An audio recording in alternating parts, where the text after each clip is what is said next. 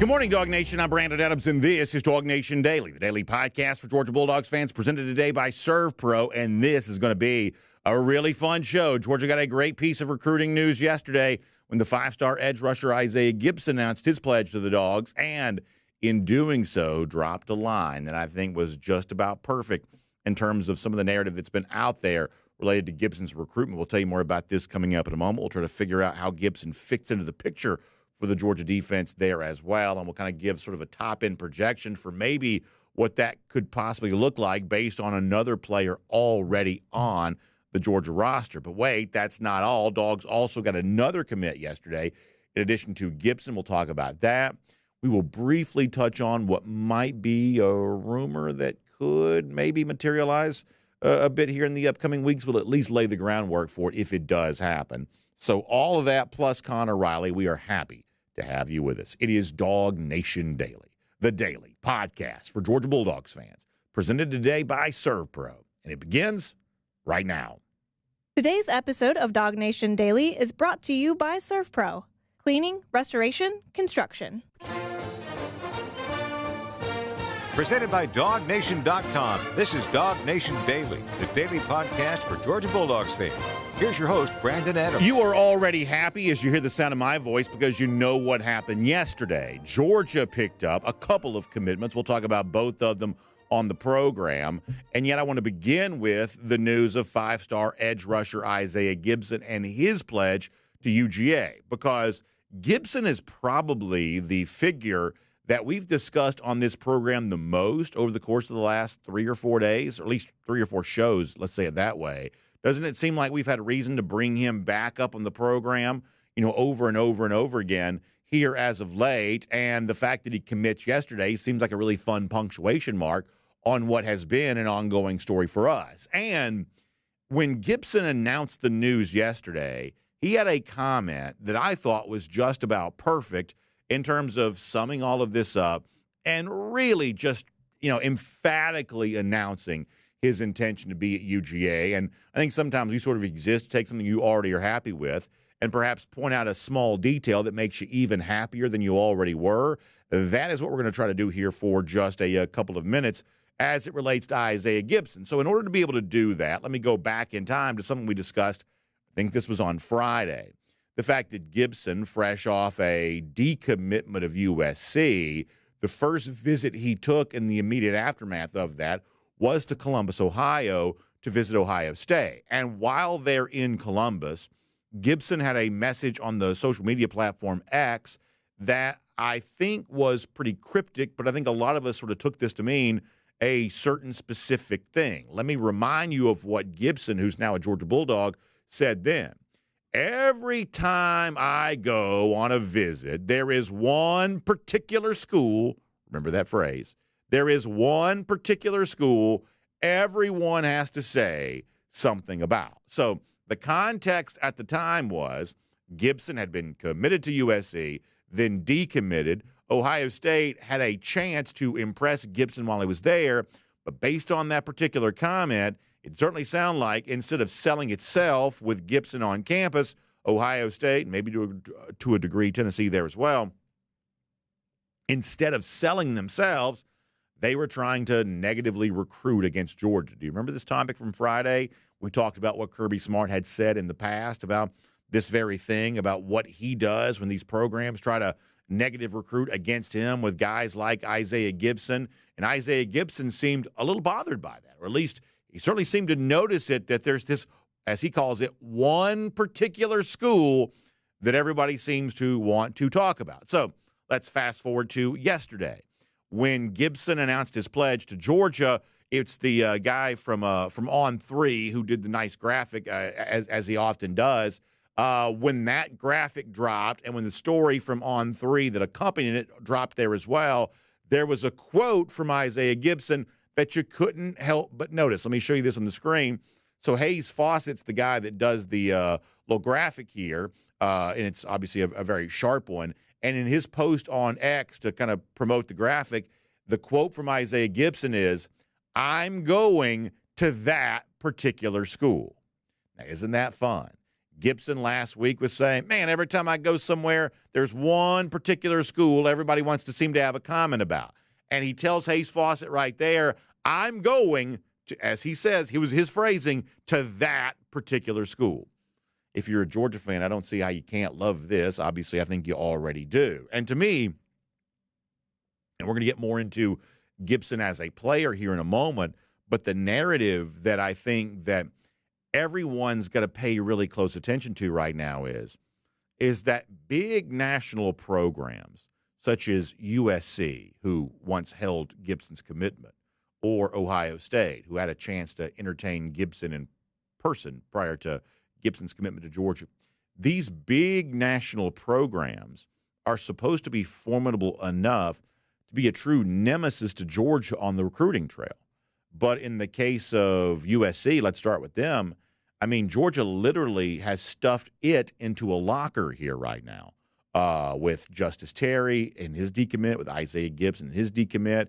And essentially, Georgia, if you remember the stuff that Coach Coop had said on Twitter and all that kind of stuff, Georgia essentially called its own shot here. And even though USC and all the folks out there in L.A. were really trying to flex and really trying to brag about what they were capable of doing with this new defensive line coach, Coach Henny, they call him. And is it dog tough or whatever it is his line is that everybody's kind of making fun of? I mean, USC thought they'd really, now they're serious about defense. We've been kind of a finesse-oriented offensive program for a while, but now we're serious about defense. And we were able to spend big and bring in Bear Alexander, and we're going to use that same type of deal to perhaps get other transfers off the Georgia roster. And that didn't work.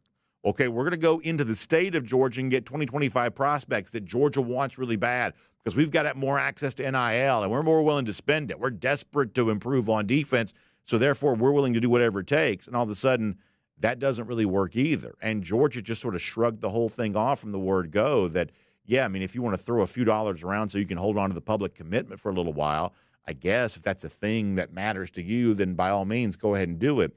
But when it's time to get serious, the serious programs step up and the pretend programs sit back down again. And in the case of USC, it seems like that is exactly how all of this is played out. And to a smaller degree, the comparison here with Ohio State, I believe, is also pretty meaningful too, because this is Ohio State. This is the team that's hanging a banner right now for an off-season national championship. Nobody's generated more buzz. The media is constantly fixated on what's happening there around the horseshoe here right now. And yet the only thing they seem to be able to do, at least according to the circumstantial evidence here, the only thing they seem to be able to do while Gibson was on campus with them was talk bad about Georgia. But instead of believing any of that, it seemed to make Gibson mad because of how tied to Georgia he was, that instead of hearing a pitch from Ohio State, he just sort of heard all this of, you're just talking bad about my school. And obviously Isaiah Gibson didn't like any of that very much at all. I find that to be pretty fascinating. So to me, the biggest takeaway for a Georgia fan here right now is that, as I mentioned on one of the shows the other day, one of the big questions for Georgia in the upcoming season is there a team that's ready to fight Georgia as an equal? Is there a fair fight among equals to be had for Georgia on the field here in 2024? We'll obviously find that outcome this fall. But right now, when it comes to recruiting, no one, even in like the NIL age and even in the aggressive transfer portal age, no one has really stepped up to rival, at least yet, Georgia's talent acquisition abilities. And last spring, when Alexander was leaving Georgia to transfer to USC, and NIL was thought to be the reason why, that was the kind of thing that had a lot of Georgia fans pretty concerned. And the landscape of how all of this with college football was changing, I think a lot of Georgia fans were wondering, well, how does my favorite team fit into all this change? There's chaos all around. The truth is there is chaos. But Georgia is not necessarily a participant in any of that chaos. The Gibson recruitment proves that. It's still business as usual for UGA and programs like Ohio State and USC or upstart programs like Tennessee. Thus far, they haven't been able to do very much, sort of step up and really compete with Georgia on the trail, which obviously suggests good things for the Dogs on the field there as well. Now, let me shift to this as it relates to Gibson. I think one of the most interesting discussions to be had about him is how he fits into the picture on the field for Georgia. And I want to give you kind of like one piece of information that probably tells the tale of this. There is a recruiting designation, and I think it's an appropriate change, that's been in place the last couple of years. The idea of the edge rusher, that was a word and a phrase that we used to use to describe players, but somewhere, a couple cycles ago or something like that, it became an official position designation that I think at 24/7 Sports was using first, and now On3 on the scene, they're kind of using the same thing, that this is now a position that guys are this stuff changes on these websites all the time, like splitting quarterbacks into pro style and dual threat, bringing them all back together in the same umbrella again, weak side defensive end, outside linebacker. There's all kinds of like designations that sort of change and evolve over time, and the evolution as of late is to call someone like Gibson an edge rusher. Well, does that mean defensive end? Does that mean outside linebacker? And it's one of those deals of, you get him on campus, you sort of figure that out once he gets here. But there's obviously some curiosity on the part of Georgia fans about all of this. And to add to that curiosity, let me show you something that you'll see if you go online right now. The two major national recruiting websites, On3 and 24/7, have very different information right now as it relates to Gibson. Now, no matter which of these numbers is more true, please understand something. That Gibson is an elite prospect no matter what. He's either an elite bigger guy or an elite smaller guy. Whichever one of these numbers is correct is almost irrelevant in terms of evaluating Gibson as a prospect, but it's still interesting to think about this. For instance, on the left, if you're watching on video, On3 has Gibson weighing in at 263 pounds. On the right, 24/7 Sports has Gibson weighing in at 245 pounds. Now, in the sort of 260-ish range, that's pretty close to what Mykel Williams was when Williams was coming out of high school. And obviously, Williams spent the first couple of years at Georgia as a defensive end, as essentially a defensive lineman. Now, in his final year at Georgia, or at least what could be his final year at Georgia, he's thought to be standing up more and kind of sliding over and playing perhaps more of a true outside linebacker, but arriving at Georgia as a defensive lineman. So if we're looking at the position that Gibson could play at Georgia, if the true weight is more in that sort of 260-pound range, then maybe Gibson could be a defensive end at UGA. If you're looking at more of like a 240-something pound weight for Gibson, which 24/7 Sports has him at right now, then at that point in time, you're talking about someone who would actually fit his lead recruiter at Georgia, which was Chidera Uzo-Diribe. So it's not really relevant in terms of how good of a prospect Gibson is. He's an elite prospect no matter what. But I think there is some intrigue here about exactly what position he fits best for at UGA, depending on what size he arrives in campus. Now, one thing we know, and Jeff Sintel had some good stuff on this at DawgNation.com, big sack totals for him at Warner Robins, a very high-level program. By the way, shout out to Bob Tharp, our buddy from Merriweather and Tharp, Warner Robins grad. We know he's really happy about this today. But a big sack total from Gibson at Warner Robins a year ago. So in terms of established pass rushing credentials, he's already gotten those. And his GPS totals in the field have been very high, too. That means how fast that he's running. So pretty clearly, he's an athletic big man, even if he is a little bit bigger than the stated weight that 24/7 Sports currently has him at right now. And, a lot of this probably does feel a little bit like a comparison with Mykel Williams, the name I mentioned a moment ago.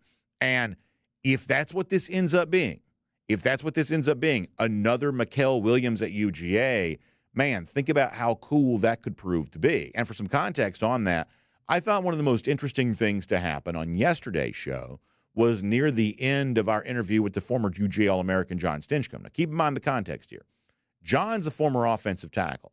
He has spent his life trying to block guys like Mykel Williams. There's always going to be a sort of a begrudging respect he has for guys who have the combination of power and speed and quickness that a guy like Williams has, and a guy like Isaiah Gibson could have there as well. So every time you hear Gibson compared to Mykel Williams, I want you to keep something in mind. The level of prospect that might mean Gibson truly is based on what guys like John Stinchcomb think Mykel Williams could be on the field for Georgia this season. I asked John for a possible breakout on the Georgia roster, someone who could truly emerge as a star on the field for the Dogs here this season. And John was very quick to tell the tale of why he thinks Mykel Williams might be that guy. Take a listen to this from John and think about these same things one day being said about Isaiah Gibson.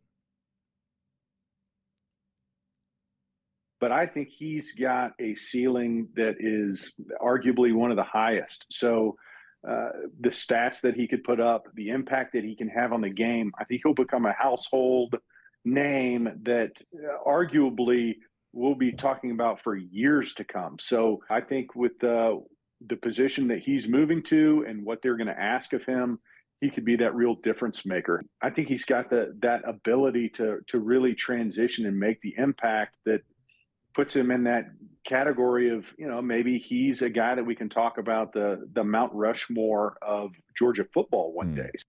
So listen, when you hear Isaiah Gibson compared to Mykel Williams, and you have and you will, use those words from John Stinchcomb to give you an idea about how poignant those words potentially are because of the kind of season that we think Mykel Williams could have this upcoming year. And one more from John, and let me kind of frame this way. Like, why do guys like Gibson want to come to Georgia even when there's a big NIL offer from USC or tons of negative recruiting from a program like Ohio State or probably Tennessee there as well? Why do guys like Gibson want to be with the Dogs? Well, I think a lot of this kind of comes down to the track record, the proofs of concept that other players like Gibson have had at UGA. And that's the path that Mykel Williams might also be traveling for Georgia this season. And John Stinchcomb also talked about that yesterday as well. I think he's got a higher end than Azeez Ojulari, who was a huge impact player at a similar position or similar ask for Georgia. I think he's got that capability of like a Jarvis Jones or potentially even a David Pollock for guys that can make that level of impact for a defense that can alter games, that offensive game plans can't limit what he can do and the effect that he can have on a game. So I think he's got that capability. I'm excited to see what it looks like on a consistent basis this season. The bottom line is simply this. John Stinchcomb says there about Mykel Williams. We know what he looks like. We know who he's built like. Similar level of production could be in store for Williams this year in comparison to some of the all-time great pass rushers and certainly recent great pass rushers in the Kirby Smart era. And then another crop of people say what could happen for Williams could also eventually happen for a guy like Isaiah Gibson too. Fun time to be a Dog fan. There's a pipeline in place of elite defensive players perhaps ready to emerge on the field this season and another crop of recruits set to take their place starting in 2025. My name's Brandon Adams, and this is DawgNation Daily, the daily podcast for Georgia Bulldogs fans, presented today by our friends at ServPro. Happy to have you with us. Video, radio, podcast, however you get there. And so thankful to our friends at ServPro for making it all possible. I'll tell you this real quick. So I'm driving into our studio today, and I always love when I see this, especially on a day when I knew it was a ServPro day. Right there, getting off the same exit I was getting off to come to our palatial DawgNation World Headquarters studios. Beautiful ServPro vehicle, nice little Chevy Silverado pickup, ServPro wrap in the ServPro colors. Very, very cool to be able to see. Just a really, really fun thing because I know they're out there meeting people in a time of need here right now. I'm talking about major cleanup, mess caused by fire damage or water intrusion or anything like that. Our friends at ServPro were there to help you clean that up like it never even happened. In fact, here's how dedicated they are to that kind of thing. Their employees, their folks who are getting the suits on and getting the gear on and pulling all the stuff out of the vans and trucks and getting out there and doing that work, they're restoration specialists. Because when it comes to restoring your property to its previous condition, it takes someone who truly is a specialist to make that happen. And that's what ServPro is all about. Every franchise also independently owned and operated there as well. That's an important thing to keep in mind. But when you've got fire damage, when you got water intrusion, you want it all put back together, taken care of like it never even happened. That's what ServPro is all about. So find them online. It's servpro.com. That's SERV, servpro.com. Find them online, servpro.com. All right, let me make one quick, brief kind of, I guess, teaser for an announcement, and then we're going to move on with the rest of the show. As I've been telling some of you later in the program and reminding everybody up here right now, tomorrow is a fun day in the life of our show because I get a chance to make one of those really fun announcements that I look forward to each and every year. And some people in our audience are already aware of this, but we're going to make this a kind of an all skate tomorrow for everyone's attention. So Stick with us tomorrow. Really fun announcement. And this is one of those things that, based on what I'm already hearing, you're going to need to act fast on your opportunity to be a part of this. But we'll tell you more of those details a little bit later on. We've also got Connor Riley coming up here in just a moment there as well. But prior to all of that, let's get ready to go around the doghouse here today, presented by our friends at Georgia Safe Retirement Planners. Now, we just spent a good bit of time a moment ago talking about the commitment of Isaiah Gibson, and why would you not, the five-star edge rusher, putting his pledge in with the Dogs yesterday. But that was not the only, as you know, commitment that the Dogs took yesterday there as well. As we said on yesterday's show, and kind of a preview for this, I really like the Langston Hughes program. I like their history of success on the offensive line in particular, and I like Dontrell Glover for a lot of the same reasons that Georgia probably does. And so when Glover dropped his commitment to UGA yesterday, it was obviously a thrilling piece of news there too. You know, kind of low-key, a little fanfare, a little bit like an offensive lineman you probably would expect would do, but Glover mentioning all of that. Now, we played some of the audio and video of yesterday, Jeff Sintel's conversation with Glover. If you want to find out more about Dontrell, you can go to our DawgNation YouTube page, watch that in its entirety, and honestly, I believe that you probably should, in order to really get fully acquainted with exactly what it is that he's bringing to the table. But there was also kind of a fun line from Glover that he also put out on the X platform that I thought was kind of worth your attention as we see what he brings to the table. Let me give you some context before we show this to you. So if you want to go back to earlier days of DawgNation, back when Kirby Smart was sort of first getting started and Georgia was dreaming of a national championship, total confession, we try to be as transparent and self-aware as we possibly can be. There is always going to be a lot of value for us in the kind of big, salacious quote. It's just the media business, right?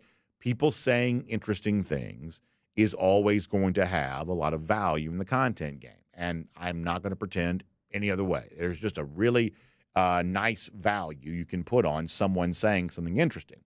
And there was a time in DawgNation's history when about the most interesting thing a recruit could say is, I'm coming to Georgia and I'm going to bring a national championship. In fact, you can go back through the annals of our history and probably find some of those stories where not only does so-and-so want to come to UGA, he thinks he can win a national championship at Georgia. That kind of counted as a salacious, not salacious, maybe the wrong word, provocative. That's the word I'm looking for.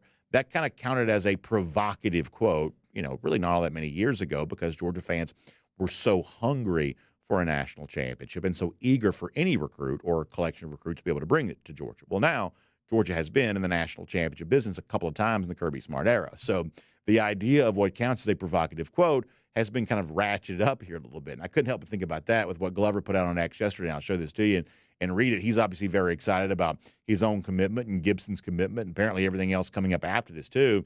Dontrell putting out there yesterday, I'm telling you all now, Georgia's about to be on a whole different level. My class is trying to go into a four-peat. So there you go. This is now what it's been ratcheted up for recruits. No longer acceptable just to kind of predict a national championship, because Georgia's obviously been there and done that. Now Glover thinks his class could go do the clean sweep, 4 straight national championships. And frankly, I am not mad at him one bit for thinking that way. Obviously, Georgia fans thrilled to have him here as a part of the program, as both lines of scrimmage for Georgia are getting built up here and depth being added, which is what we said this 2025 class needed to be all about. And thus far, that's exactly how it's playing out. And that is Around the Doghouse, brought to you today by our friends at Georgia Safe Retirement Planners. When it comes to adding offensive and defensive line recruits, that's Georgia's example of kind of planning for and building for the future. Your own version of that when it comes to your own life is probably your retirement planning. And just the same way that bad lines of scrimmage can get you in some real trouble, not taking proper care of your money can get you in a real mess there as well. And that's why our friends at Georgia Safe Retirement Planners are a group that you want to know all about, because you deserve a comfortable retirement. You've worked your entire life. You've paid in. You've really paid your dues. And now, as you get ready to move into that phase of your life, it's time to sort of sit back and enjoy that and let those experiences be whatever you want them to be, whether it's traveling with your grandchildren or, owning a home in the lake or whatever you've dreamed about. Now's your time to make that happen.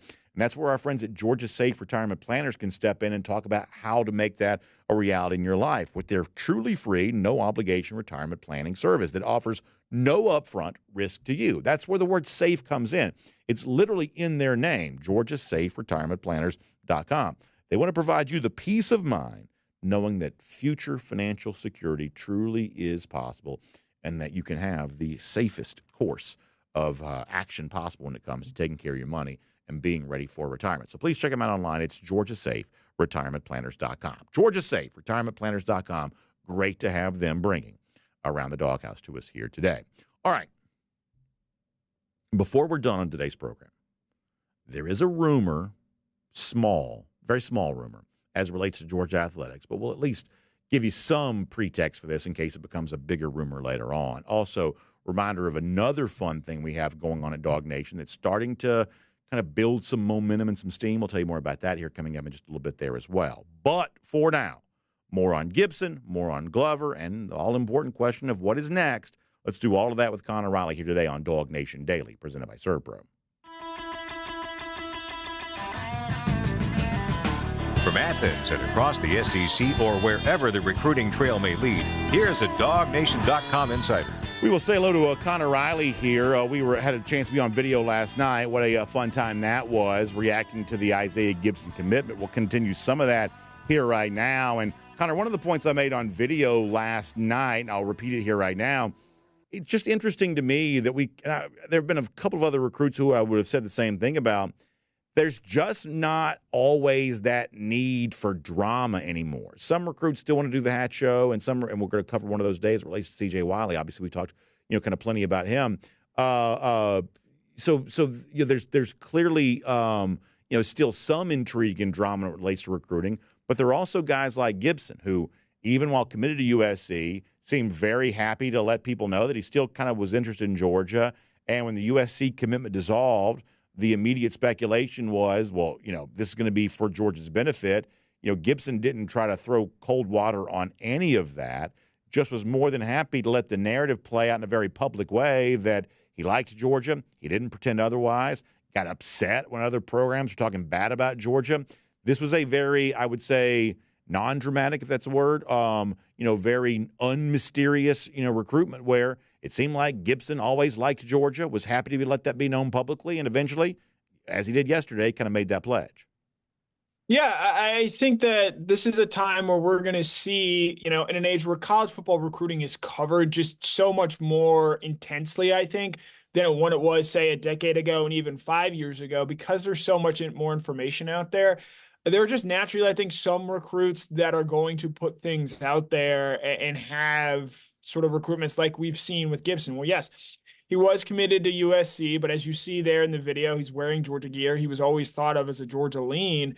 And maybe this is just because it's specific to this recruitment, and I guess you could factor in the Justice Terry commitment there as well, where they pick USC and it's so out of the blue that it just seems really hard to take it seriously and see it as a significant recruitment in that sense there. And so Georgia ultimately, again, and we touched on this last night, stayed consistent with Gibson. They weren't shaken or rattled with their plan by USC, earning that commitment, and are ultimately able to get Gibson to back off, take multiple visits to Georgia. He was at Georgia this past weekend, and ultimately end up committing to Georgia. So I think that this commitment in particular is maybe a little different than some of the other ones we've even seen, just because I think there was a large percentage of the recruiting industrial complex that was just so unwilling to believe that Gibson was going to end up at USC. And I think we saw that play out and why there was that skepticism with that initial commitment. All right, go with me on this journey for a moment. I made a point on the show the other day that I think the most interesting question to be answered during the season is there a true equal to Georgia out there? ESPN the other day did their future program rankings, and obviously they had Georgia ranked number 1. But they also sort of let it be known that right now there isn't really a very obvious number 2 to sort of put next to Georgia. Ohio State got that designation from ESPN, but even ESPN had acknowledged that, given the recent lack of success for Ohio State, sort of tough to make a true easy sell for them as the second best program in college football, but someone has to be there. And so what I said on the show was, when it comes to on the field, that it's going to be fascinating to see whether it's Ohio State or whether it's Texas or maybe it's Alabama or whoever, maybe it's the reigning national champions of Michigan. I guess they have to at least be considered a possibility here. Does someone emerge as a program capable of participating in a fair fight to Georgia and appear to be an equal to the Dogs in the field? We'll see if that happens. But I do think when it comes to recruiting, the best I can tell right now, that's not happening at all. Now, Alabama's had a couple of nice recruiting wins as of late. You'll give Kalen DeBoer credit for that. But in the case of Gibson, a big program at L.A., heritage program like USC, no matter how much money they seem to throw at guys like Gibson and Terry, it certainly looks like they had no real chance of ever winning those recruiting battles.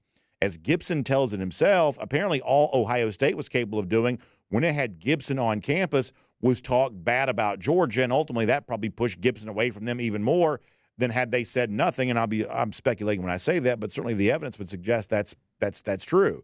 Tennessee is supposed to be this, NIL Goliath, but I'm not quite seeing a lot of tangible evidence of how that money's being effectively used here right now. Now, all of this could change, and someone could truly emerge here. But I'm sort of amazed right now in a post-Nick Saban world just how much Georgia seems to be getting what it wants when it comes to recruiting. I'm only an amateur cartographer, but I think I'm able to follow out what you were putting there Sure. and where we want this to go. And, House of the Dragon is back on HBO. Second episode dropped this week. And it's sort of being pitted as a dragon versus dragon battle.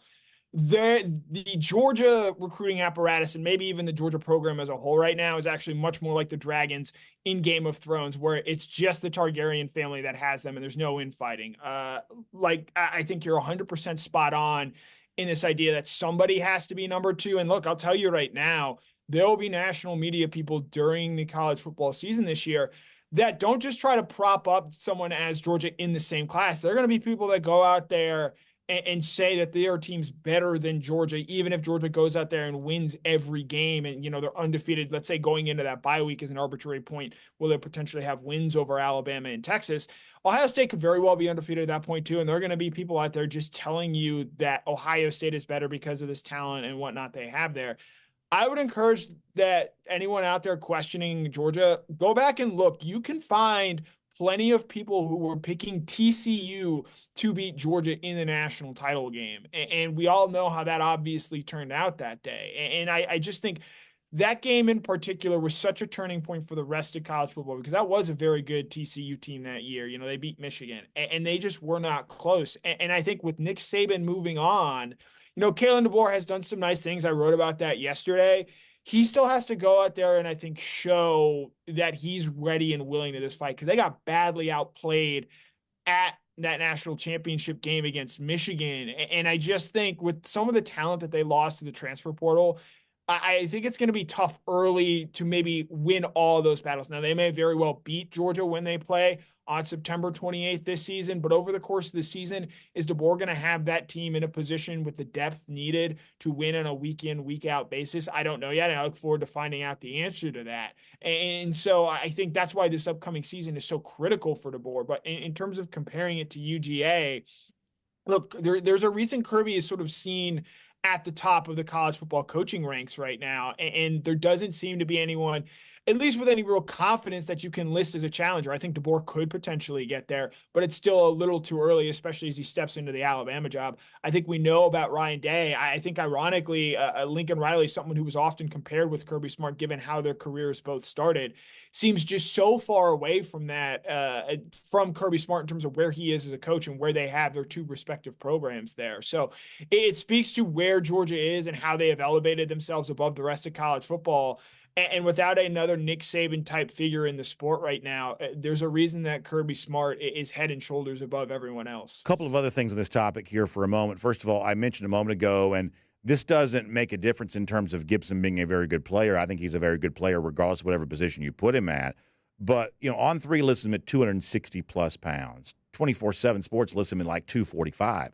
Connor, those are two different positions based on, those two particular weights. Do we have an idea of which weight is more accurate for Gibson right now? And do we have a leaning about what position he's most likely to play at Georgia? It seems like Chidera Uzo-Duribe gets the credit here for the recruitment, which leads you to believe he's an outside linebacker. but not coming in at 260 pounds. He's not. At least I don't think he is. But I also shouldn't pretend that I know. What do you think of the various weights that seem to be out there for Gibson? As I said before, great player regardless. The stats in high school kind of point that out. But, perhaps a couple of different position rooms he could find himself in. Yeah, I think it sort of speaks to the fact of how I at least view Isaiah Gibson in his position there, where, if he needs to get up to 265 and you see him at that rate in that range, and that's where he is, he's a defensive end, a defensive lineman, a Mykel Williams type player. Whereas, if he's down at 245 and you're going to have him eating some wings and some various nutritional things at the University of Georgia, I think maybe then you see him as an outside linebacker. But if he's say 6'3" and a half, 255 pounds, I think let's just middle it with what we've seen from the various listings there. He's a clear-cut tweener between a true sort of defensive end and an outside linebacker. And that's why I think the comparisons to Mykel Williams are kind of valid, because similarly, he wasn't someone who was seen as that, 6'4", 275-pound player that Trayvon Walker was. But he also wasn't in that Nolan Smith mold at 235 either. And so I think that's sort of why you've seen maybe there be a little bit of disconnect in the discussion of Mykel Williams as a player in terms of, yes, he has sky-high potential, but he hasn't always necessarily gone out and shown that on the field, at least from a production standpoint. And so I think that's why I'm so interested in seeing how Georgia uses Mykel Williams going into the season, because I think that offers a blueprint, not just to Isaiah Gibson in particular here, but I think to a wider range of prospects as well. Because if we want to go back and talk about the Mykel Williams type and the Mykel Williams recruitment, that was a big question during his recruitment of, okay, these types of body types where, he's not the true 3-4 defensive end, and he's not exactly the skinny outside linebacker coming out of high school either. Does he have a place at Georgia? Williams has gone on so far, answered a lot of those early questions. And with a big year this year, I think he's very well on his way to becoming a first-round draft pick. And if he is, I think that sets Georgia up in a position to land more players like Williams, like Gibson moving forward, where there is so much discussion around what is he in terms of weight and position. And if he's able to do that, if Georgia's able to do that with Mykel Williams, they're going to be able to do it with Isaiah Gibson or those players moving forward. And that's only going to help Georgia in recruiting in future classes. When it comes to Gibson's weight, one of our producers, Jay, pointing out that DawgNation's adopting the centrist position of weighing him in at 255 pounds, right in between where 24/7 and On 3 seem to have him. All right, I guess sort of final thing on this, and we'll get to the Glover thing here coming up in a moment. Do you think, 2 commits yesterday, this sort of building momentum, do you think that puts Georgia in a better position when it comes to C.J. Wiley today? Obviously, this afternoon, the elite wide receiver prospects making his commitment decision. Does the fact that Georgia just got Gibson and Glover yesterday, and the fact that it's been on a little bit of a heater when it comes to recruiting, does that suggest more good news when it comes to Wiley later on this afternoon? It's a massive week for Georgia recruiting, and to get Glover yesterday, to get Gibson yesterday, I think is a great start. I would take C.J. Wiley over both of those guys if you had to give me at least one commitment from them. I've talked and written about the importance of wide receiver recruiting and just the need to get more dudes like that in that wide receiver room. C.J. Wiley is that to a T. Terrence Edwards knows better than anyone. He's worked with C.J. He has spoken very highly of him as a young man. You're seeing his highlights right now. This is a guy Georgia just simply has to go out and land. They have not recruited well on the national level when it comes to the wide receiver room. And so when you have a player in this state like C.J. Wiley, I think moving forward, you just have to go out and win those battles. They weren't able to do that a season ago with Mike Matthews. You have to do that consistently. And I think that's a big reason why they brought James Coley back, because he is able to win those recruiting battles perhaps a little bit more frequently than Brian McClendon was just able to do so. And if so, Georgia does land C.J. Wiley here, it'll be a big recruiting win, because I think you look at everything on paper, he should probably be going to LSU. They had 2 wide receivers taken in the first round last year.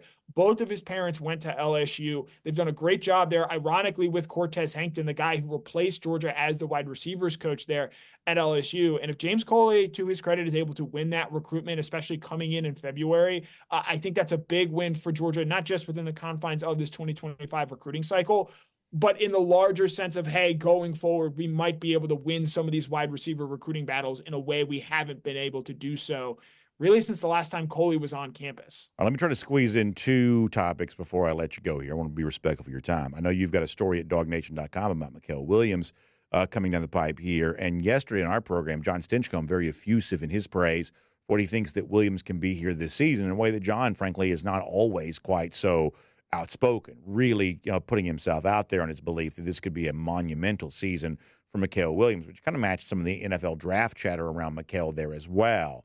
What do you make of this, Connor, that, the sky seemed to be the limit for Williams coming, in his first year in 2022, perhaps last year for whatever reason, not quite what some people thought that it would be, and yet sky-high expectations, both from draft scouts, former Georgia greats, just, random podcast hosts. What do you make of the fact that sort of everybody kind of back all in on Mykel again? And, there's also the position switch that kind of factors in all this too. What do you make of the chatter around Mykel Williams right now?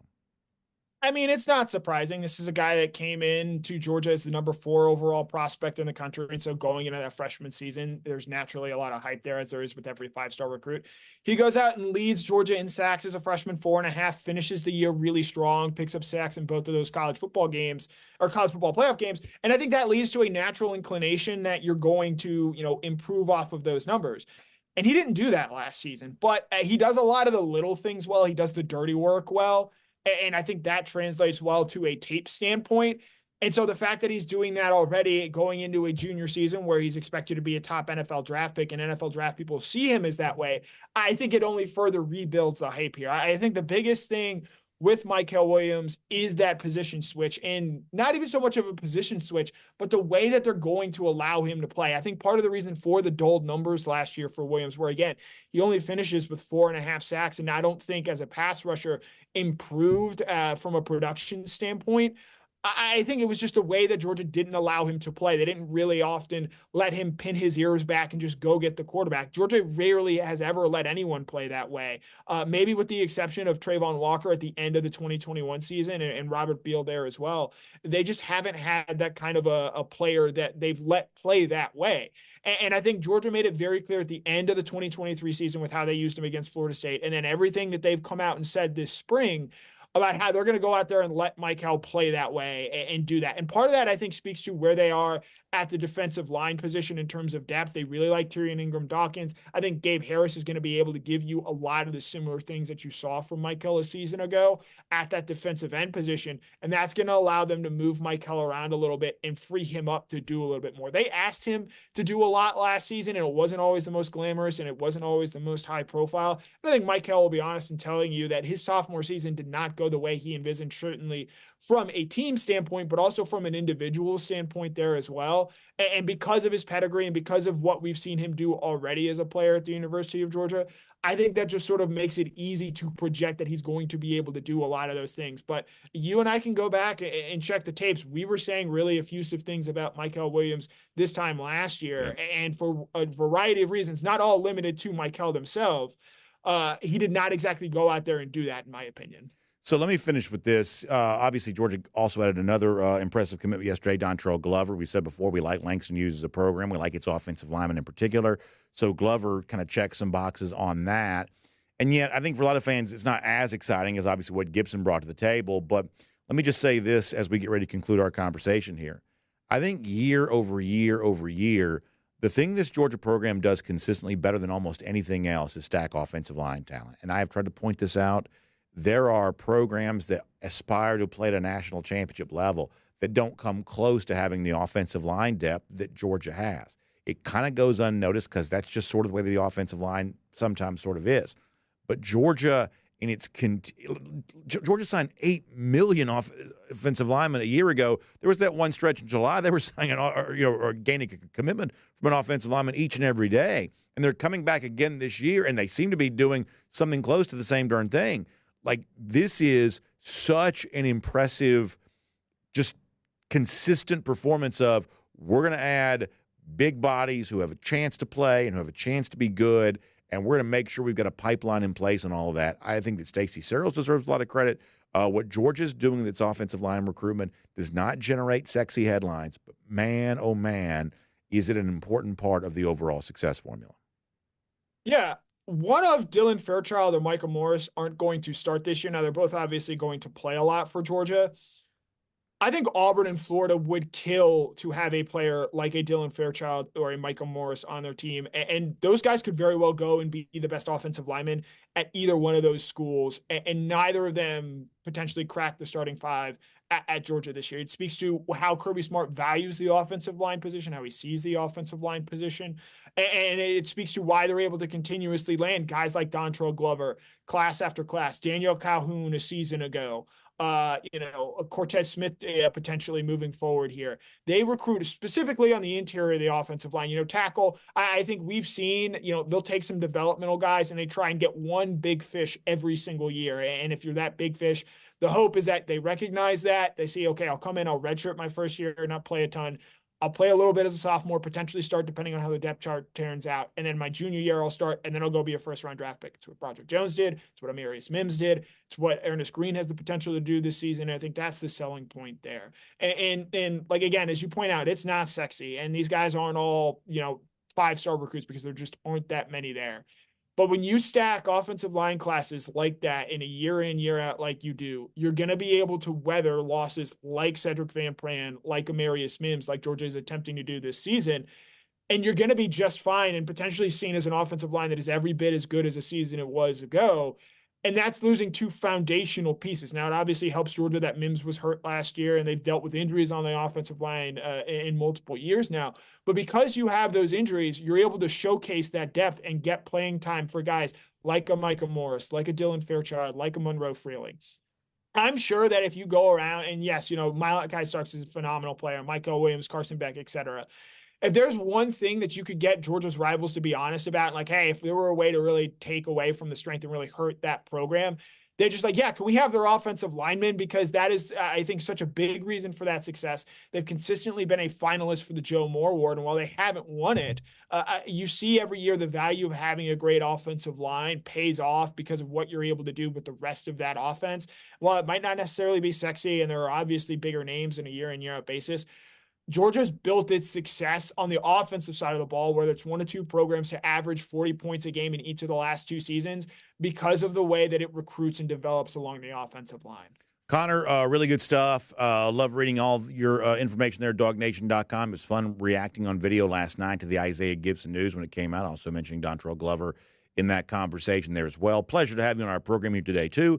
And we will look forward to speaking to you on DawgNation Daily, presented by ServPro, very soon as well. Yep, as always, it was a pleasure. Let's take a look around the rest of the league. This is SEC Through. Really, really good stuff from Connor Riley there, and you can read more from him there at DawgNation.com. And, of course, DawgNation on the scene today and ready to talk about whatever happens with C.J. Wiley. Obviously, on this show, we make no bones about the fact our hope that Wiley makes the same decision that Isaiah Gibson and Dontrell Glover made yesterday and commits to the University of Georgia. Clearly, this is one to watch. LSU kind of looms as a factor here. There is a family tie. But, if you're like me and you kind of try to pay attention to the online chatter, it sort of suggests, good things for Georgia right now.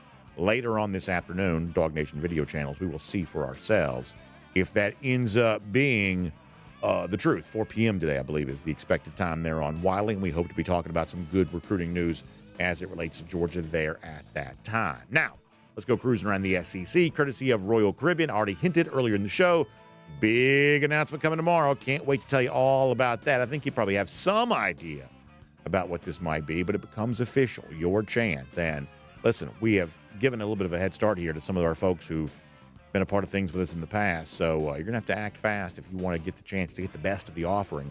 So we'll tell you more about that tomorrow. For me, though, my chance coming up in a couple of weeks now to be on board Utopia of the Seas. Cannot wait for that experience and enjoying the Royal Promenade. And for the very first time ever, there's a brand new bar concept in the Royal Promenade. It's called the Pesky Parrot, kind of a tropical theme, which seems appropriate, obviously, on board a brand new ship that's sailing through the Caribbean. So fun new bar concept. There's also a couple of really cool new restaurant concepts on board Utopia of the Seas. And that's what's fun about Royal Caribbean. When they introduce a brand new ship, they're introducing some brand new things on that ship. One of the great bars around the pool, known as the Lime and Coconut. On this ship, it's even bigger than it's been before. It's like 2 levels. You get a chance to enjoy that. And, of course, all the live music out there and all the really fun things. Jessica Slater's a great travel agent. She can tell you more about it. You can give her a call, 770-718-9147. That's 770-718-9147. You can also email her, jslater@dreamvacations.com, and she can help you get your own Royal Caribbean cruise vacation plan, whether it be on Utopia of the Seas or talked to a guy a little earlier this morning on a 1st and 15. He's going to be heading on a Royal Caribbean cruise out of Tampa. There's all kinds of fun things going on with Royal Caribbean this summer and heading into the fall and the first part of 2025. So get going on all of that here today. Now, let's go cruising around the SEC, courtesy of Royal Caribbean here right now. And let me begin with this. Tennessee did win the College World Series last night. I thought it was really entertaining. Fun night of sports on TV between the College World Series finale and the Game 7 of the Stanley Cup. Not a huge hockey guy, but who doesn't love Game 7? So you had the excitement down in South Florida on that. And this is where hopefully, we're at least a little bit more dignified than we could be. We were open and honest about kind of our hater status when it came to Tennessee baseball. Obviously, it's Tennessee, so pretty easy to dislike. But we've always said before, Tennessee baseball is a particularly heinous strand of vol that we dislike even more so than like the normal vols. So rooting against Tennessee, openly doing that, would have given anything to see them not win. In fact, we were in our household last night in the living room cheering pretty hard for Texas A&M all the way down to the final strike. So that is just the truth there on that. But we are also going to give credit where credit's due, something that, frankly, Tennessee fans aren't very good at doing, but we're able to do that because we're just better people. But Tennessee baseball, they did win. Tony Vitello has clearly brought a certain vibe to that team.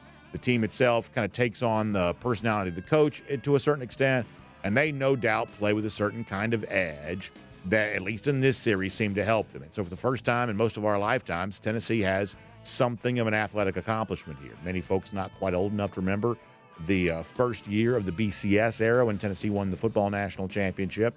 And, of course, we've seen Tennessee, for the most part, become non-existent in, football as kind of an end-of-season story and what sort of counted as like modern times here, the 21st century. When it comes to other sports, at least in the last couple of decades, Tennessee, a total non-factor in all of those.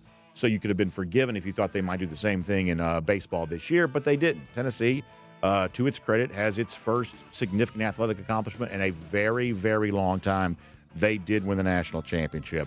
We are capable of giving them credit, and so that is what we'll do. Now, shifting gears, what becomes interesting, and I believe this is a DawgNation Daily first for us, there is going to be a coaching rumor in college baseball that I do think is going to get a good bit of attention. Texas has moved on from its coach, David Pierce, and obviously the Longhorns, even in what is sort of overall kind of a net negative on the balance sheet like baseball, Texas does have the money to spend big, and entering into a conference like the SEC where baseball is such a big deal from a competitive standpoint, if not always from a profit center standpoint, you better believe that Texas is going to probably want to put its best foot forward. So much so, and perhaps you saw this last night, in the post-game press conference for the national runners-up, Texas A&M, Jim Schlossnagle, who is himself a very good baseball coach, was asked directly about coaching rumors. The Texas job wasn't mentioned by name. Schlossnagle got very edgy about that topic,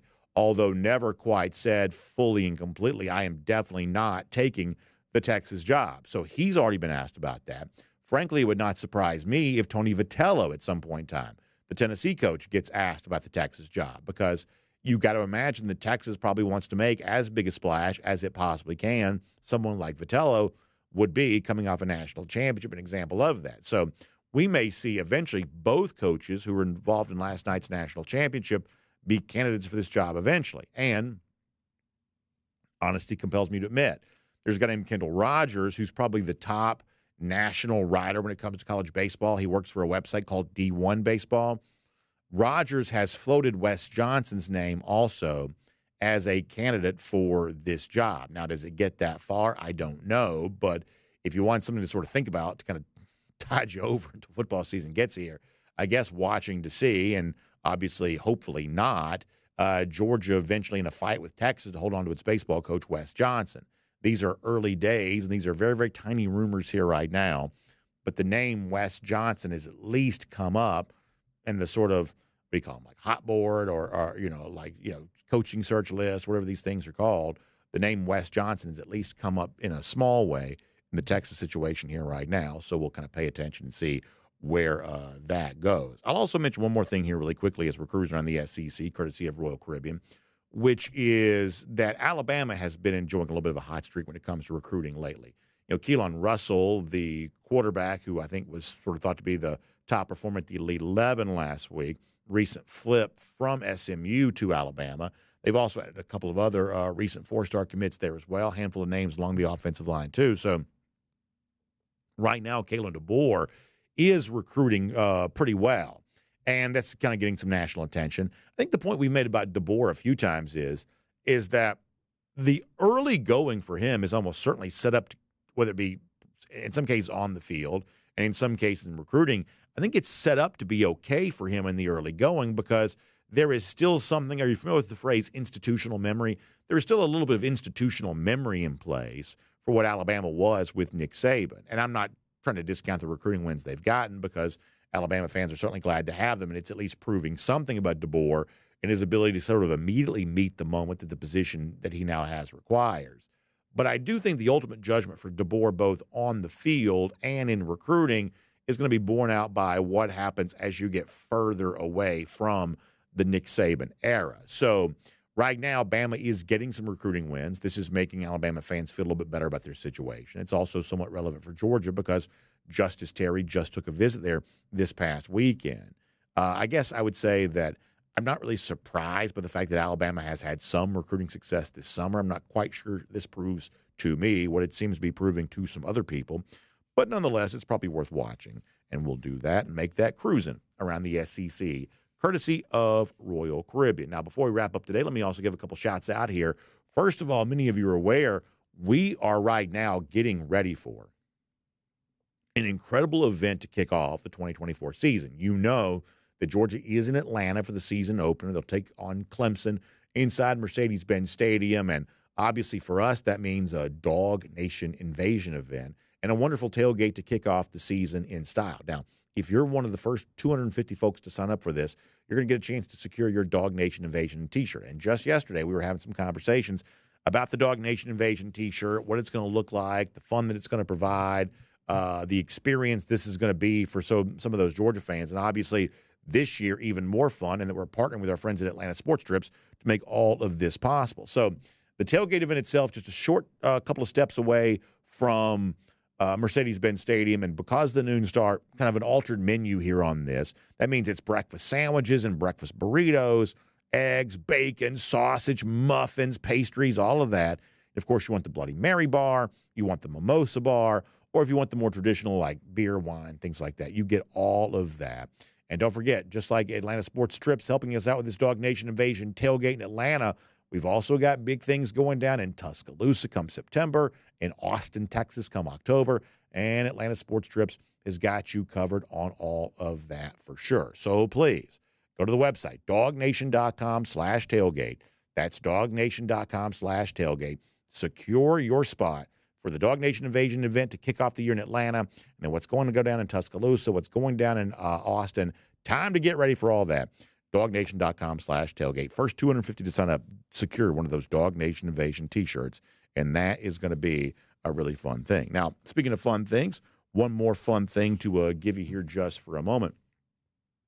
Obviously, a lot of folks know that we are right here in the heart of Dunwoody. That's where our DawgNation World Headquarters studios are located each and every day. And as you're getting ready for all the fun stuff going on in Atlanta as we head towards the fall, including that big game for Georgia against Clemson, our folks at Discover Dunwoody are a great option for you when you're thinking about a hotel stay, but also a really comfortable shopping experience and all kinds of restaurant options and all of that kind of around us here in the Dunwoody area. That is what Discover Dunwoody wants you to be aware of. As you're coming into Atlanta, you want convenient access to a couple different MARTA stations and perhaps a little bit more cost-effective, economical choice than some of the stuff you get downtown. You don't have to worry about the crowds and some of the traffic. You get a little bit of a break from that over here in this Dunwoody area. Discover Dunwoody wants you to know all of that. Couple hundred restaurants, 2,100 hotel rooms, 9 different hotels right here in our area, and all kinds of fun to be had with all of that. So to sort of make your travel plans when you're coming to Atlanta, check out those rates at discoverdunwoody.com. That is discoverdunwoody.com. Now, one more thing to give you a reminder of before we say goodbye here. Obviously, the Finnish Long Drink. Great time to enjoy that here during the summer. And the Finnish Long Drink's got plenty of stuff planned for you here right now to get you enjoying and just taking full advantage of the summer. One of our golden shoes yesterday referenced the Finnish Long Drink. So if you haven't tried it, now's a great time to do. Whether it's the cranberry, the Long Drink Strong, 8.5% alcohol by volume, Long Drink Zero, no carbs, no sugar, or the traditional in the blue can with the grapefruit flavor and the gin kick. Make sure you get some today for all of your summer plans. Pack it in the cooler. You're going to the lake, you're going to the pool, you're going to the beach. Take the Finnish Long Drink with you. TheLongDrink.com. You can put in your zip code, and you can find out where you can pick some up today. Did you get all that? Everybody clear on all that? All right, good. How about a golden shoe here for you as we get ready to say goodbye to you today? Now, you want to talk about a work of art? Our buddy Vindog sent this to me. He said, there's a guy named Jason who's, apparently just an amazing artist. And so on this beautiful Dodge Challenger here, you lift up the hood, for those of you listening radio podcast, and you see an incredible work of art by Jason here of the back-to-back national championship with UGA there, both trophies, and just a beautiful kind of collage of all those images on the kind of underside of the hood on this gorgeous Dodge Challenger. As Vendog says, it's a testament to his incredible talent and artwork. I'm honored to own his original of this back-to-back painting. Hashtag Go Dogs at DawgNation Daily. What an incredible vehicle. What a gorgeous work of art. You're talking about, can you imagine what something like that would go for in auction? Like, that is incredible. And that is a worthy golden shoe here today, one of the coolest we've had in quite some time. You'd love to be able to see that. Lousy, stinking Gators. The only thing they're driving is into a ditch right now. 1,326 days. That's how long it's been since they have beaten the Georgia Bulldogs. And that is a number that we think is going to keep rising for quite some time. It's our Gator Hater Updater. Y'all have a great day. We'll see you back here tomorrow. DawgNation Daily, presented by ServPro. And on video, time now for the RS Andrews Cool Down. RS Andrews, the one you turn to for your air conditioning, heating, plumbing, and electric needs. They show up on time. They do the work that's promised for the price that's promised. Let me plug in here for a second. We'll get your comments. I am going to start on Facebook today. By the way, as we told you earlier, we'll be reacting to C.J. Wiley here later on this afternoon. Hopefully good news on that front. But either way, we'll have plenty of reaction for you on that. You would have thought today would have been heavy on Wiley just as a general topic, but obviously the stuff related to Gibson and Glover made that a little hard to do. So hopefully we're talking about C.J. Wiley all day tomorrow. That's your hope on that front anyway. So let's go over here to Facebook. Let's find out what's on folks' minds over there. And we're having a good time with all of that. Let us see what else. Matt Ruvina predicts that Florida goes 8-4, makes it to the Gator Bowl, saying we're on our way back. Ha, ha, ha. Listen, if Florida can find 8, I'm not sure that Florida could get 8 wins in 3 seasons worth of games based on the schedule they're playing right now.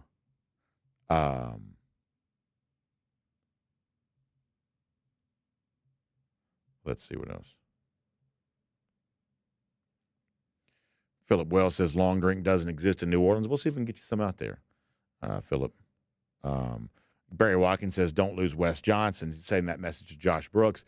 Yeah, I mean, as of right now, it's just a very, very small rumor, but I do think this is one of those coaching searches that probably matters.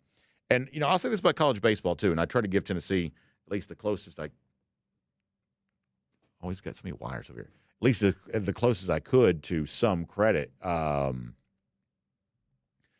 I thought there was more social media chatter about the College World Series last night than anything I can ever remember. Now, obviously, it's a very SEC-centric series, so that probably has something to do with it. But we've seen SEC-centric series before. I just think that college baseball is having a little bit of a moment right now, especially down here. So it was kind of fun to see, the degree to which people were talking about that. And, ESPN sort of made it a pretty big, sort of at least as much as they're capable of doing, kind of made it feel like a pretty big game last night. So kind of nice to see college baseball get a pretty big platform last night. Let's see what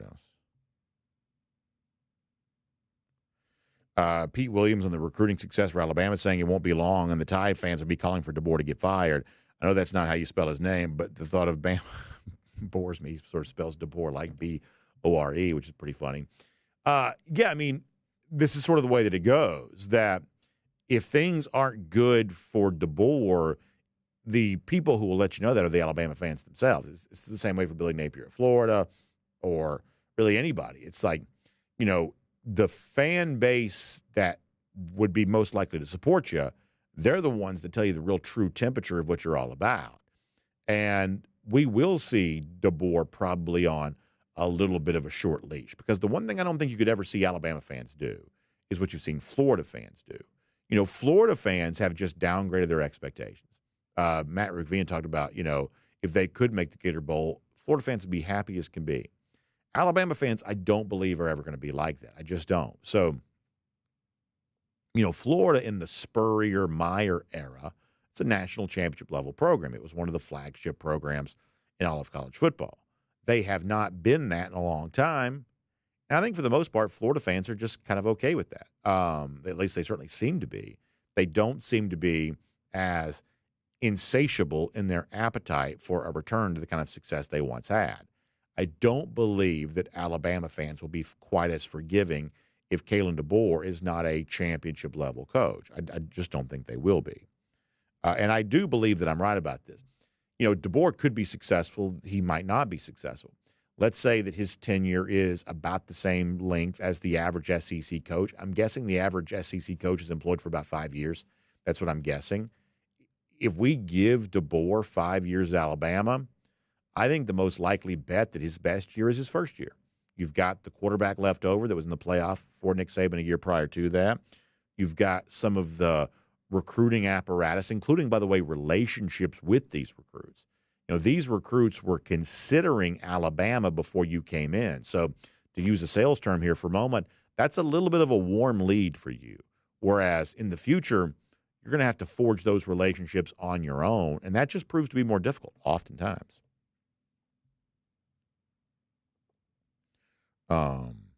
Matthew Dill said, when did the Raleigh fingers look become a thing in college baseball? You do see a lot of big mustaches right now, a lot of sort of wild hair. That's definitely back in style again in a way that would have been completely out of style just a few years ago. It is not my preferred look. You know, I guess I'm probably just a fascist, I guess. I don't know. Like, you know, the Yankees don't allow any facial hair. I guess that's probably what I would prefer, I guess. I don't know. There are probably bigger things in life to worry about, but I don't love all the wild hair and the mustaches in college baseball. It's clearly very fashionable right now, very fashionable. And people seem to have a really good time with it.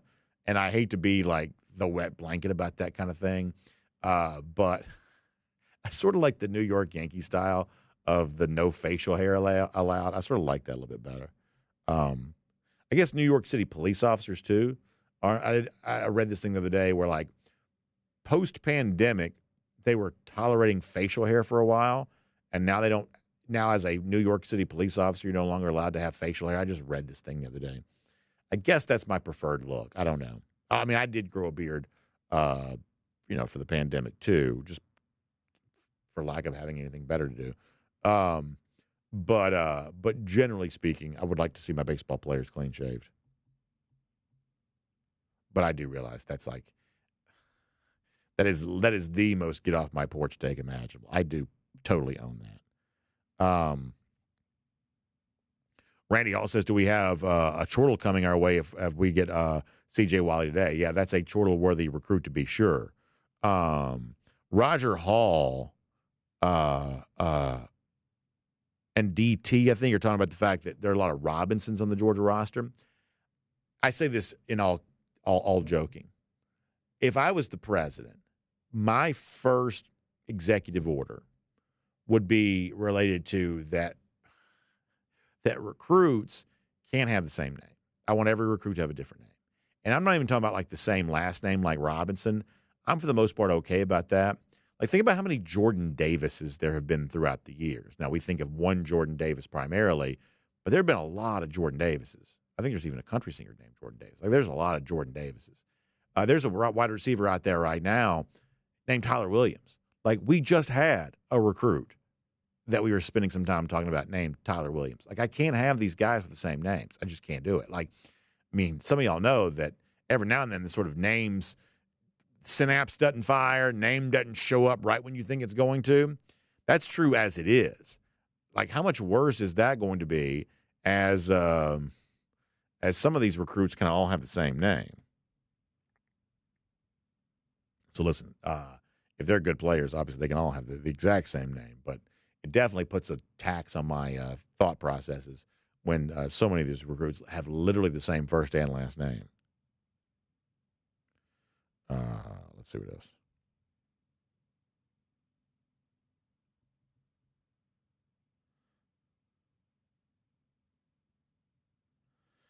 DT says Coach Williams at Langston Hughes describes Dontrell Glover as mean and nasty. Yeah, that's what I want. I'm right there with you, DT. I want my guards to be mean and nasty. I don't really want my guard to be a team captain. I really don't. I'm okay with my guard, not being, not the guy that you put on the cover of the media guide, not the guy who's always speaking to the media, not the guy who's representing you on the leadership council or whatever these sportsmanship things. I don't necessarily need my offensive guard to be the face of the program. Every now and then it's sort of okay to have, in hockey you have like what you call the goon, the hockey goon, the guy that gets in there and just sort of fights and sort of protects the star player and things like that. I don't mind my offensive guards in football being the football version of that. This guy's here to fight you, and he's going to do it within the boundaries of the rules and between the whistles, but he's going to fight you.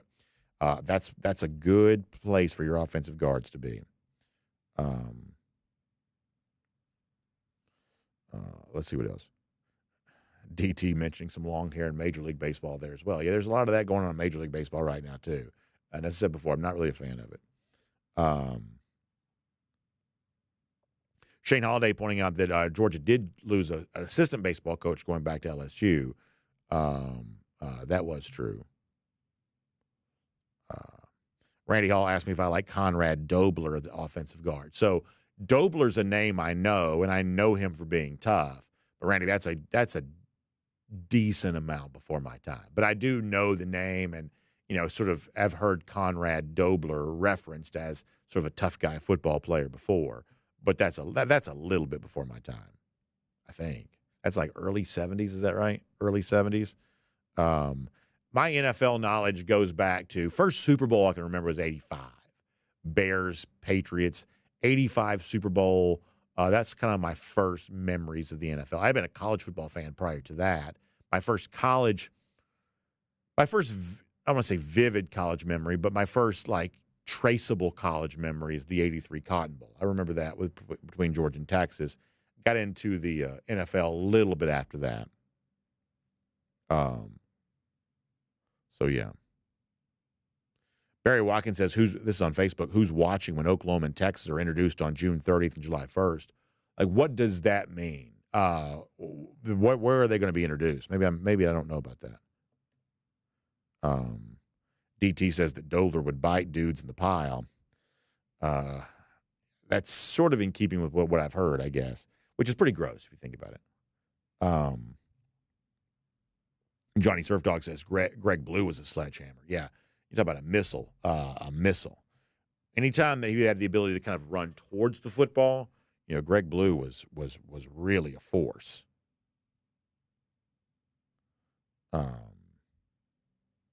G. Gray says that Tennessee fans tried to fight Bama parents after the Tennessee game in 2022. Two things on this. A, that doesn't surprise me. B, with all due respect, and I say this in loving kindness, you might want to be careful about talking about behavior in the immediate aftermath of the Tennessee-Alabama game. And I know you know what I'm talking about. So this might, in terms of behavior at the end of that game, that might be a glass houses situation. Hermit Rich gives you go silver britches. First of all, I love the silver britches. I wish they were actually still silver. But I also love go use silver britches as a rallying cry for Georgia. My grandfather, big, like my sort of entrance into Georgia football was my grandfather. Huge Georgia fan. He used to have a bumper sticker in the back of his old pickup truck that said, "Go you silver britches." I'd pay $1,000 for that thing right now. I used to love it. Old beat up pickup truck, big "Go you silver britches" bumper sticker on the back. Like, that was fantastic, fantastic stuff. Fantastic stuff. Oh, how about this from Lesko? This is a strong comment from Lesko. Always glad to see him. He says, "The Great Depression only lasted 11 years. The Florida Gators Depression is going on 16. That's very funny. That's very funny. Jonathan Aaron says, "Have I seen Who Killed WCW on Vice?" So I saw the first 2 episodes. I kind of binged, 2 episodes, not much of a binge, but I saw the first couple of episodes of that maybe like a week or so ago, and I haven't seen the most recent. The 3rd episode just came out, the one with Vince Russo. I have not seen that one, but I do want to see it. Yeah, I always like that stuff. There's all kinds of there's essentially an entire cottage industry of media that's about covering wrestling from the 90s as if it was some major world event. For the most part, I'm a consumer of all of that stuff. I love going back and sort of reliving 90s era wrestling because it was a very pivotal time in my life. It was. And it's nostalgia and all that. I totally get that. But that was a very formidable time in my life. And, there was so much fascination back then with the competition between the 2 major organizations. And so this one is at least somewhat interesting because it's well-traveled ground for now, but most of the stuff that has come out is either, told from the perspective of WWE and Vince McMahon under the old sort of concept of the winner writes the history, or it's sort of the spin that a guy like Eric Bischoff would sort of put on his own thing here. I guess Vice has, and they've done obviously the Dark Side of the Ring stuff. I guess they have the potential of being a little bit more objective in their storytelling on this. So, yeah, pretty interesting. Paul Moon mentioning Boss Bailey. So I'll tell you this. The other day that Jeff and I got invited, and this is sort of funny. Jeff and I are good friends, but, it's sometimes hard for us to, do something like this in a collaborative nature. There's a thing coming out about basically the best Georgia players of each decade. And so DawgNation was invited to vote on this. And so Jeff and I, we're going to sort of put our heads together and we're going to try to, do these, various player lists for the decades. So fun. We had very different lists, at least in some respects. And we could not figure out what to do because it's just sort of hard to collaborate on something like that. So eventually we just took the easy way out and it's sort of 40s, 50s, 60s, 70s, 80s, 90s, 2000s, 2010s. So basically we just split up the decades and said, all right, you can have this decade and I'll take this decade. And so basically that's how we split it up. So, some of these names like Greg Blue and Boss Bailey and guys like that sort of got kicked around in that discussion. All right, a couple more minutes. We'll get ready to wrap up for today. Bill Shirley says 70s and 80s wrestling was the best. Yes, 70s era wrestling I know a little bit about, but I didn't really live through that. So Harley Race and the NWA or some of the stuff involving say Bruno Sammartino or Bob Backlund, some of that Superstar Graham, I'm aware of a lot of that back when you were truly in the territory, what you call the territory days, before there was a big national promotion when things for the most part were territorial. That's a little bit before my time. I think that the movie Iron Claw does a pretty good job of kind of telling the story of the territories back when it was all kind of split up. And I think it was Brian Koppelman who, did the movie Rounders and obviously the TV show Billions. I think they wanted to do, he has a writing partner. I think they wanted to do a series about the territory days because there's a certain like sort of mafia feel to that back when, hey, you're coming on my turf or I'm coming on your turf. And like Vince McMahon eventually sort of took over everybody's turf. There's a certain mafioso type, I guess, feel to that storytelling. And so I think they wanted to do a big show related to the territories. I don't know if that's ever going to happen, but I would say the Iron Claw does a pretty good job of kind of giving you the feel of what wrestling was like in that period of time before I kind of became a fan when I was just too young to have watched. Back when, you had Texas and you had Memphis and you had Georgia and you had Florida, you had Mid-Atlantic, you had up in the Northeast, very territorial.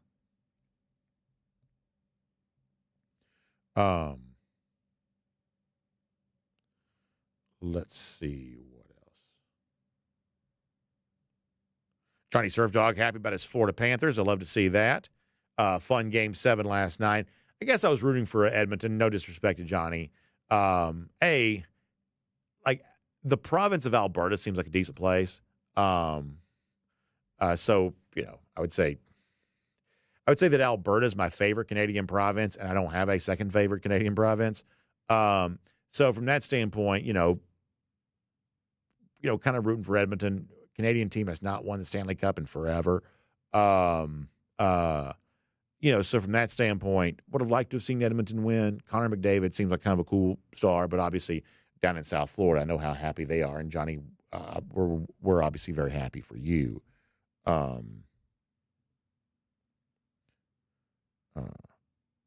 Shane Holiday kind of comparing Wes Johnson to Kirby Smart in terms of bringing in the right guys.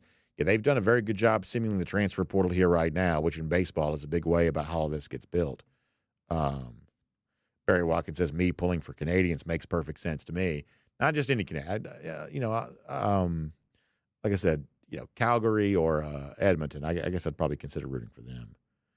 Philip Jordan Wells also shouting out the VFW Fairgrounds in Canton, Georgia. Yeah, I used to go to see wrestling all the time at the Georgia Mountain Center in Gainesville, all the time. There was also wrestling sometimes at the Gainesville Civic Center.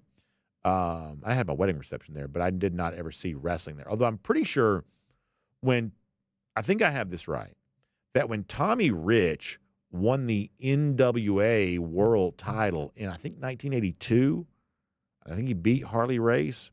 I believe that was in the Gainesville Civic Center. But the Georgia Mountain Center, which now is like, it's not even an arena anymore, I don't think.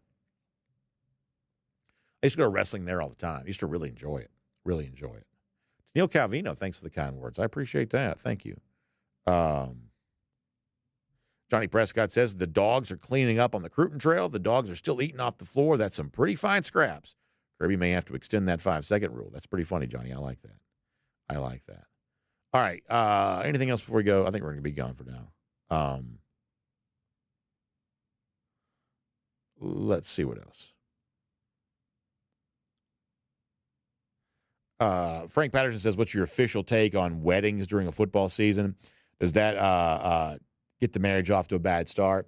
I do really, really, truly believe that everything you can do to avoid getting married in the fall, you definitely should do. For the simple fact, that the people who are there are just going to be interested in the football games that are going on, especially if it's a big Georgia game. That's just a fact. But I'm also a little bit different in that, and maybe one of these days when we have more time, we'll talk more about this. It's like, if you found the girl of your dreams and she happens to cheer for whatever school, or she went to whatever school, my answer to this might surprise you, is that in this particular case, I believe that love should trump college football, that love ought to be more important than the other thing. And so, I used to sort of make fun of like house divided, like license plates and things like that. Honestly, now, I don't know. Relationships are hard enough as it is. That if you find a way to make that work, then more power to you. I sort of feel the same way about fall weddings. And that from the female perspective, obviously the benefit of the fall wedding is it's at least theoretically much cooler than the very, very hot summer. We got married in June. It was approximately 200 degrees. So I sort of get the idea of people want to avoid that heat. The photographs just look better when it's not just scorching heat. Do sort of get that. So I am as a general rule, obviously anti-fall wedding, who wouldn't be? But if that's like your significant other's dream scenario, I'd be sort of okay with giving in on that. I would. And that's perhaps a little bit of a surprising take, but that's kind of the way that I feel. G. Gray says, if he's my guy, I'll miss a Bama game for his wedding. So there you go. There you go. Paul Moon says, my wife and I got married like 20 minutes before the Georgia LSU SEC championship game back in 2022. Ended up working out perfectly. Had mellow mushroom pizza for the wedding. That actually sounds like a really good time. So there is probably a way to turn that into a really fun thing. But, you sort of got to be okay with almost not being the main attraction at your own, wedding reception, depending on how big the game is. Now, if it's Georgia coasting to a relatively easy win against LSU, relatively easy anyway, then you can sort of get back to the party and everybody's fine. If it's like Georgia, this is New Year's Eve. I'm not sure how many people are getting married on New Year's Eve. What if your wedding reception was Georgia, Ohio State? What if that was what if it's the nail biter to end all nail biters? That's where it gets a little tough. It's like, there's just a gravitational pull towards that football game if it's a big enough game. Bill Shirley says got married in April. That's a pretty good time to get married. I would say that's a pretty good time to get married. All things being equal, that's probably a pretty good time to get married. All right, we're going to go for now. Y'all have a great day. Y'all check out RS Andrews online, rsandrews.com, for your air conditioning, heating, plumbing, and electric needs. They show up on time. They do the work that's promised, the price is promised. You can trust them on all of that, including getting your AC unit tuned back up to factory fresh specs. They're really good at that. They'll get you feeling cool and comfortable all summer long. So find them online at rsandrews.com. Have a great day. See you this afternoon. Maybe a little chortle coming your way if Georgia gets some good recruiting information. And then back here tomorrow, DawgNation Daily, presented by ServPro. We'll look forward to talking to you then.